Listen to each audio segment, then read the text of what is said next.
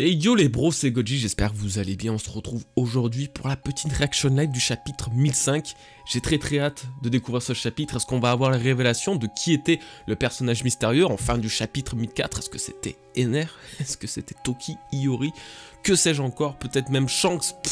Les réincarnations de Barbe Blanche, il y a tellement de choix possibles. Pas du tout.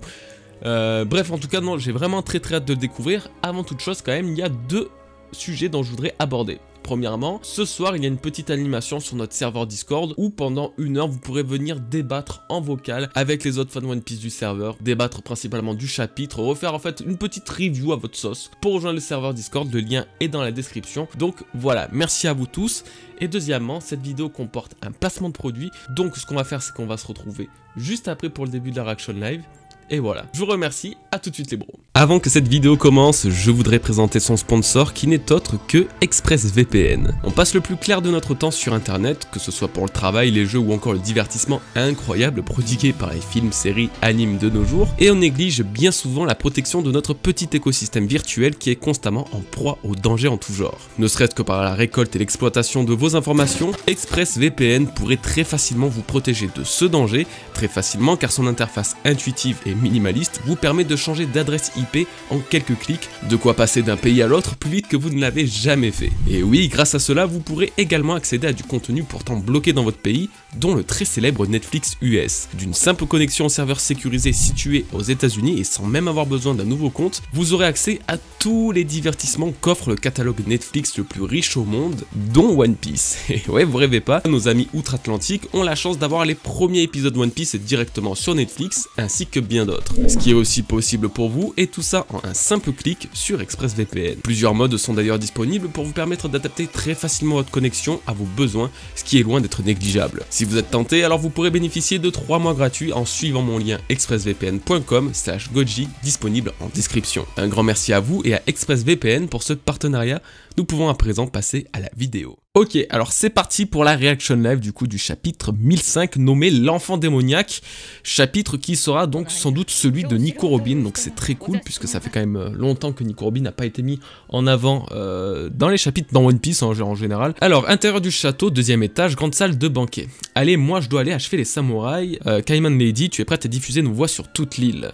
Je suis prête. La jambe noire, alors excuse-moi la pub. La jambe noire, tu vas être gentil et appeler immédiatement Nico Robin, d'accord? À l'entrée, j'ai tissé plusieurs couches de mon hard gum à l'adhérence telle qu'une fois touché, il est impossible de s'en dépêtrer et le sol en est également recouvert. Si tu y poses un pied, tu ne peux plus le retirer. Enfin, au fond se trouvent mes subordonnés qui se tiennent prêtes avec leur fusil anesthésiant. Putain, décidément, je sais pas parler. Alors maintenant, qu'elle prend point américain. Pour défoncer Sanji, tu as juste à appeler Nico Robin. Et toi, Sanji, tu as juste à utiliser ton acquis de l'armement sur ta tronche pour éviter de prendre trop de dégâts et éventuellement mourir avant la fin du manga. Imagine, ce serait une bonne idée, en vrai. Peut-être. En tout cas, elle s'en donne à cœur joie. Allez, appelle-la à l'aide, moi j'ai autre chose à faire. Oula, non, je vais pleurer, c'est sûr, ce garçon, il ne veut pas exposer ses compagnons en danger, il est prêt à mourir sans émettre un seul son de voix. Même si c'était pas un ennemi, je crois que je pourrais tomber amoureuse. Attends. Sanji va parler. Laisse-moi juste une seconde, j'ai une chose à dire. Il va lui dire tu peux toujours crever ou un truc pour l'énerver de ce genre-là. Il est sûrement prêt à mourir. Arrête si tu mets grande sœur davantage en colère alors. D'ailleurs, grande sœur, c'est un lien hiérarchique, un peu un lien de sang. À l'aide Nico Robin. À l'aide Robin-chan. Hein? Il a appelé de tout son cœur. C'est contestable, on verra après, mais c'est culotté, on va dire. Pour un mec qui veut justement pas faire de mal aux femmes, là oui, il porte un sacré danger quand même. Je suis au 2e étage dans la grande salle de banquet, j'ai été pris en otage, désolé. Sanji, qu'est-ce que c'est que ce message? Il a pas honte, mais... Même l'équipage de Kid conteste ça en fait. Vous imaginez, même les autres personnages se mettent à trouver ça fou. En fait, oui, c'est fou. Je suis désolé, c'est fou. Après, il y a quand même des trucs à dire, mais on va pas tailler forcément. Vous allez comprendre. C'est des chapeaux de paille. Robin-chan, si tu viens pas, je vais me faire tuer. À l'aide. On voit le combat de Marco contre King, combat ouais, assez stylax. Eh bien, sa voix résonne dans toute l'île, Nico Robin est un être d'une importance mondiale, alors il cherche bien à mettre la main sur ses connaissances. C'est très clairement un piège pour s'emparer de Robin, ils ont poussé un homme à proférer des paroles si déshonorantes. Mais même les autres personnages arrivent à tailler Sanji, oui, c'est... Bon, attendez, parce que je me méfie, parce que... On va continuer. Alors, on s'ennuie pas avec eux. 9 chances sur 10 que son ennemi soit une femme, je te jure. Et Nami, la voix de Sanji venait de là-bas. J'ai vu la même chose tout à l'heure, c'est quoi cet œil au juste? Je suis surprise et un peu déçue. Allez, libère-moi de cette toile, j'ai appelé Robin-chan. Grande sœur, quelqu'un se dirige par ici. Oh, rapide. Je ne vais pas te laisser repartir. Tu as dit que tu m'aimais, n'est-ce pas? À partir de maintenant, ce n'est plus du travail, c'est personnel. Comme c'est mignon là, je te veux pour moi. Je n'aime que Black Maria Sama, je veux que tu ne sois plus capable de vivre que si je ne suis plus là. Ok, bon, gros, elle veut le soumettre. Moi, je veux aimer toutes les ladies. Je ne peux tolérer une telle infidélité, je vais t'éduquer, tu vas voir. Attends, je n'ai tellement pas envie de blesser une femme que je ne peux pas activer mon acquis de l'armement. Oh, mais gros, non. Ça, c'est pas stylé, ça. Je suis désolé, c'est même pas galant. Gigantesco Mano, ça y est, Nico Robin arrive pour sauver le prince charmant Spank. Oh, stylax. Black Maria Sama, par où tu es entré? Je peux fleurir n'importe où. Oh, stylé. Est-ce que ça serait pas une sorte d'éveil du coup comment il s'appelle déjà? Oh, j'ai plus le nom du fruit de Robin. Bref, du fruit de Robin justement. Je peux fleurir n'importe où. Ça veut dire que, un peu à l'image d'un Logia, elle peut déplacer son élément, c'est-à-dire pour son propre corps, et le reformer ailleurs. Si c'est le cas, c'est très stylé. Et ça fait que Robin est devenue vraiment hyper forte. Je sais pas si du coup elle peut vraiment se téléporter grâce à son flou du démon, mais ça s'apparente vraiment à de l'éveil là pour le coup. Mon visage. Quand tu m'as envoyé ton invitation, tu croyais peut-être que j'étais une fille facile à attraper. Robin-chan, j'ai longtemps fait partie d'une organisation maléfique. Si tu fais trop souffrir un de mes compagnons, alors risque de refaire surface mon côté démoniaque. Pouah, t'es badass. Ça fait trop du bien de voir Nico Robin en avant. Depuis le début de l'ellipse, je trouve qu'elle a été beaucoup mise de côté. Là, c'est bien de la voir un peu, déjà par son intérêt principal, c'est-à-dire le fait qu'elle soit une personne importante pour la découverte du One Piece, de la traduction des poneglyphes, donc qu'elle soit voulue pour ça et que ce côté soit mis en avant, c'est très cool. Et d'un côté, que son côté justement démoniaque et qui fait que c'est quand même une femme qui a survécu à des années de baroud, je sais pas comment on peut appeler, à des années à échapper à la marine, au gouvernement, à vivre dans des organisations vraiment pas ouf, enfin pas ouf dans le terme, pas ouf éthiquement. Oui, c'est cool que ce côté de Nico Robin ressorte un peu enfin pas mauvais mais un peu démoniaque, ouais. Très très cool. Hop, toutes mes excuses et voilà, trancher l'étoile par le froid du royaume des morts. Yo ho ho ho. Ah, Brook c'est le boss. Brook c'est vraiment le boss, je trouve. Vraiment c'est insane. Grande sœur, d'ailleurs ça fait un parallèle à Thriller Bark où Brook avait coupé la toile de l'araignée, je sais plus comment elle s'appelle. Il avait coupé en fait, il s'était battu contre cette araignée. Il y avait justement Robin devant et Franky, donc ça fait un petit parallèle assez sympatoche. Merci, il faut que j'aille trouver Kinemon et les autres, je ne sais pas pourquoi, mais je ne vois pas de moyen de gagner ici. Tu m'étonnes, bah ouais, c'est que des meufs. Attends, la jambe noire, je te laisserai pas t'enfuir. C'est tout ce que tu as comme dernière parole. Oh là là, elle est badass. Elle est vraiment badass, Robin. Sanji, merci de m'avoir appelé à ton secours, je suis contente. Et attention, c'est gelé par là, ça me fait rire. Ok, alors, est-ce que c'est fini? Ok. Alors moi, je suis pas fan du tout, hein, clairement, enfin, je suis pas fan en fait de plusieurs choses, mais d'un côté, je comprends.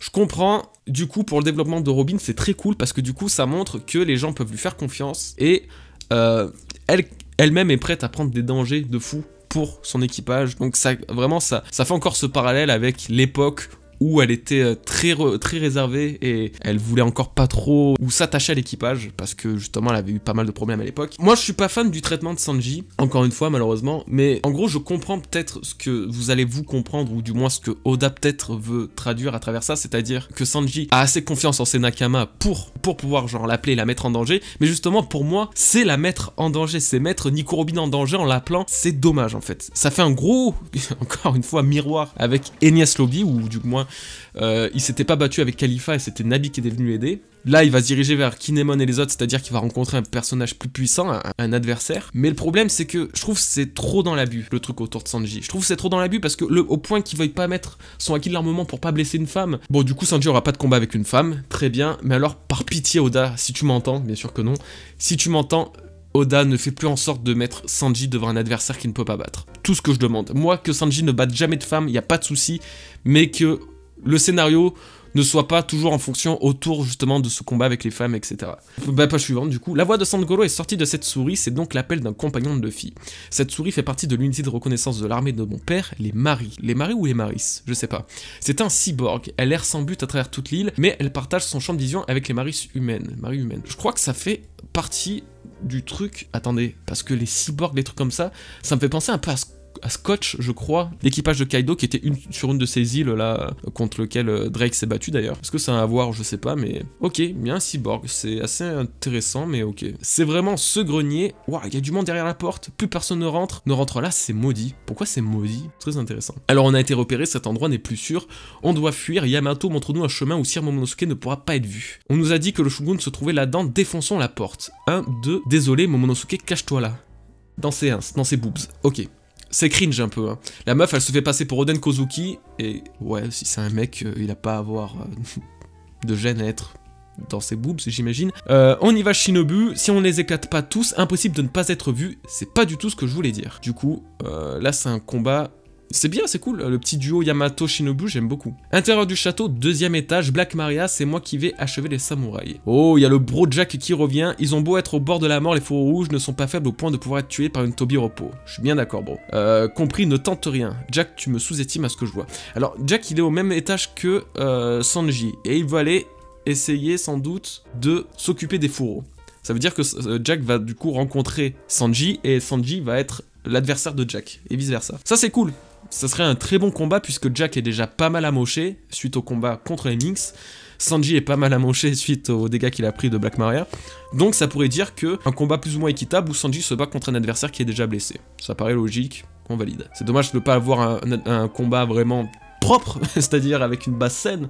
Ils sont tous à 100% leur pouvoir, mais bon, tant pis. Mais bon, ça tombe bien finalement, comme ça j'ai les mains libres. Dis, Nico Robin, tu vas devenir la chose de Maître Kaido. Non merci, plutôt mourir. Oh, badass. Les deux, ils sont badass. La tête de Brook, par contre, faut m'expliquer pourquoi elle s'est mise à poil. Et c'est quoi d'ailleurs ce bâton avec la roue de feu? Ça me dit un truc, mais ok. Ok, bah c'est la fin du chapitre. Je vais pas faire de review, je pense, parce qu'il n'y a pas grand-chose à dire. Le principal, c'est surtout... je pense que Nico Robin a éveillé, ou du moins, montre un éveil de son pouvoir, de son fruit du démon, si elle peut vraiment se transporter à travers ses pétales. D'un côté, je pense que le prochain combat, du coup, c'est Jack versus Sanji. Ce serait plus ou moins normal, équitable, ouais. Donc ça, moi, je suis vraiment très content de voir Robin à l'action, vraiment. Pour ce qui est de Sanji, bah ouais, je suis pas ce qu'il y a de plus fan, mais écoutez, ouais, tant pis. Là, il va sûrement faire une masterclass, donc ça va pouvoir équilibrer un peu la balance. Mais bon, ça reste un chapitre bien sympathique. Merci à vous d'avoir regardé cette vidéo, les bros, on se retrouve très bientôt pour une prochaine, et je pense pas faire de review, donc je vais me concentrer sur les prochaines vidéos que je dois bosser. J'ai 3 vidéos à monter, ça va être chaud. Portez-vous bien, passez un bon week-end, et à ce soir sur Discord. Peace les bros.